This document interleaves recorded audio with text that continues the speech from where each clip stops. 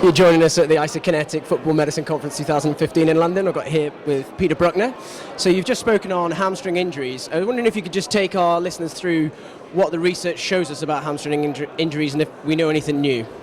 Well, we certainly know a lot more than we knew a few years ago. The disappointing thing, I guess, Liam, is that we haven't really decreased the incidence of hamstring injuries, and maybe the speed of the game is increasing at the same rate as our knowledge. So we're not winning. But there's been a lot of good research on hamstrings. If I just summarise maybe two or three of the more important things. One is the involvement of the intramuscular tendon. I think we now have a better understanding that the tendon, the biceps femoris tendon in particular, continues on into the muscle, and if that is damaged, then that's a significant factor. So it's important to recognise situations where there's damage to the intramuscular tendon, and the rehab then is much longer. Something like sort of the average of 70 days rather than 20 days. So it's a massive difference. So that's an important thing to recognise. We also need to, we've become aware of the different mechanisms of injury.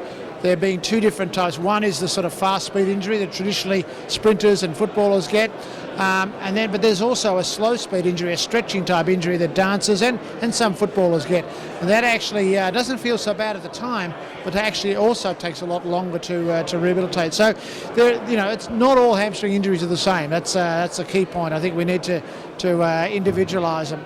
There's been a lot of work done on prevention, obviously the role of Nordic hamstring exercises, and really now I think any team that is not doing the whole Nordics program is not doing their players any favour. The results have been quite astonishing, and reduction by 50% in the amount of hamstring injuries. So I think that's become very evident now that a program of Nordic exercises, and what we've always known that eccentric exercises are important, but now that we realise they've got to be in a lengthened position, and the old leg curls are out the window really, and you've got to do all these eccentrics in a lengthened position such as the Nordics. So that's I think become a really important component of hamstring injuries.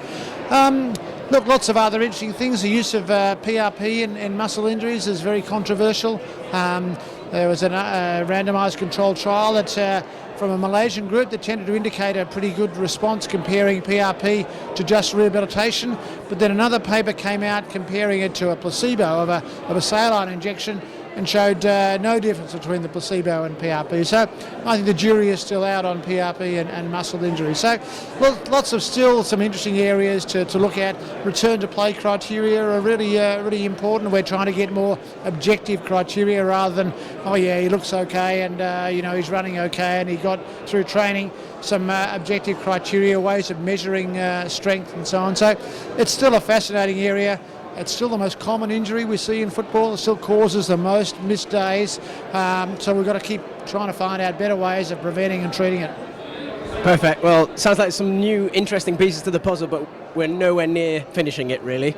Yeah. Okay. Watch this space. Watch this space. Well, thank you very much, Peter.